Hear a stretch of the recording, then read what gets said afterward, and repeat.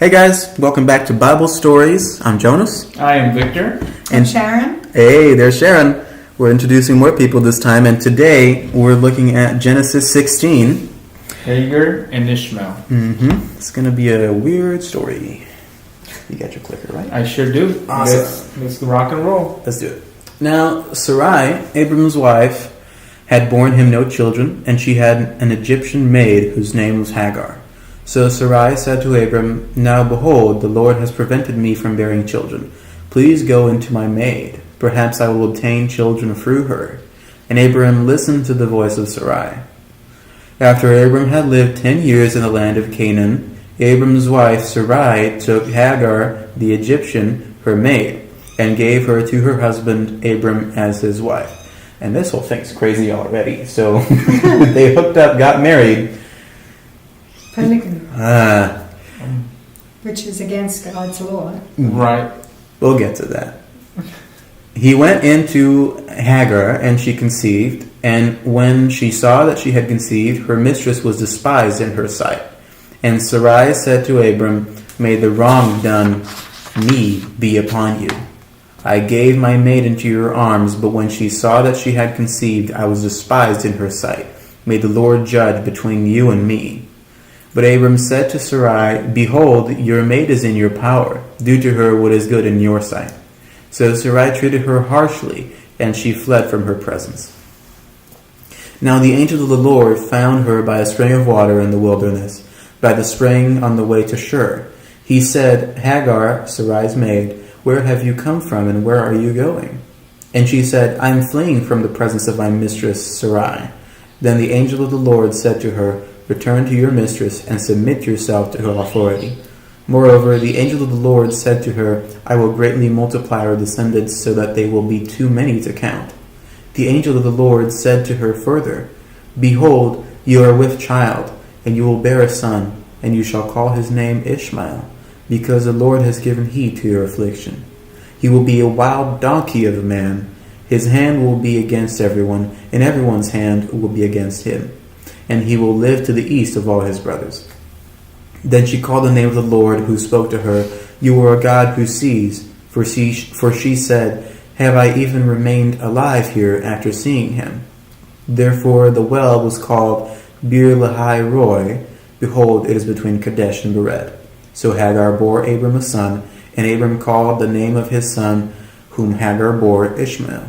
Abram was 86 years old when Hagar bore Ishmael to him. What a story. Yes. Would you consider this be a story of not necessarily disobedience towards God, Maybe ignorance. but ignorance, and then us as humans doing what we think we should do? Self-righteousness, maybe, is the word for that. And then realizing we're unhappy with our own decisions. Well, like you pointed out, they had waited 10 years and not had children. So I think they got frustrated and made their own decision. And Abram listened to his wife. Well, Sarai made the decision and he listened. You see, this is like Adam and Eve. You see? Now you're understanding it. We have this with Adam and Eve. We did. We definitely did. So, But Abram should have listened to God, where it was just one man and one, the polygamy. Did God speak?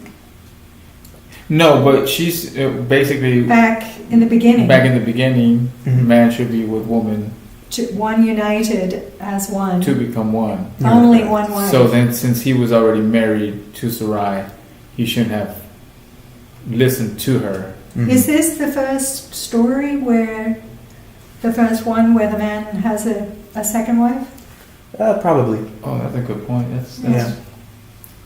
very, very good point.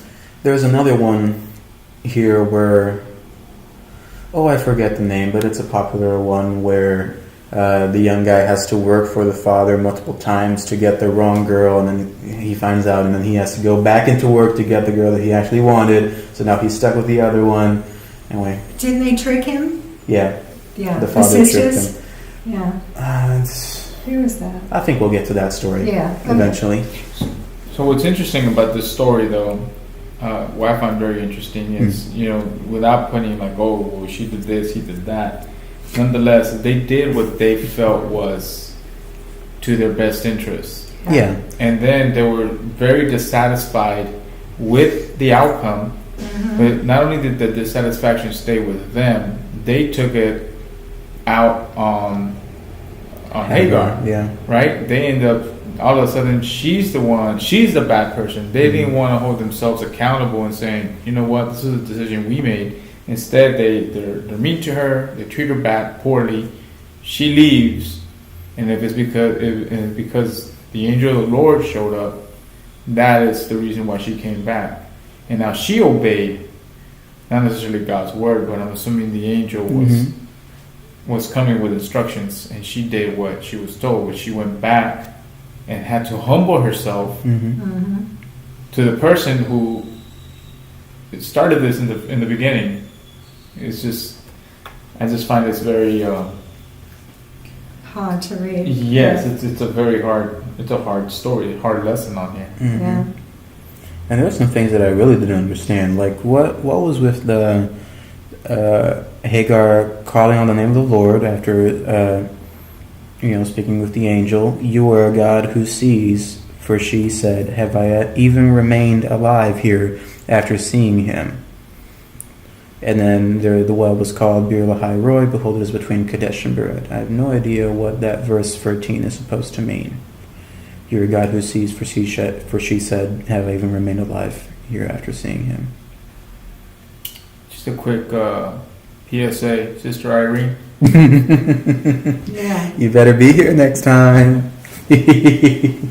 So, yeah, this is a very interesting story. It just kind of shows how we as human beings, we at the end of the day we don't know what we want. Mm-hmm. And the fact that, not that the Lord's going to take it out on the child, but the child is not going to have a very good life, and the child is innocent. Right. Which I thought, it sounds horrible that he's going to suffer like this. And yours said he will live in the east. Mine says he will live in hostility. So is the east where where Sodom and Gomorrah? Oh, good. I don't know, is it? I'm trying to remember the geography. They should be in Canaan right now, I believe, and that is most likely Sodom and Gomorrah or the other side of the Dead Sea, if I'm remembering correctly. We're still going to look at Sodom and Gomorrah and their destruction, but we kind of jumped ahead of you guys for a little bit. So this is the story of Hagar and Ishmael, which will lead us to the story of Sodom and Gomorrah next. Well, we're gonna. All right. Well, we can get to that. Oh, we have the 3 visitors. Yeah, the free. first. Yeah, the free strangers, free visitors, which actually turned out to be angels, apparently. That's also a crazy story. Man, there are so many crazy stories in the Old Testament. Awesome. Interesting. Yeah. Thanks, guys.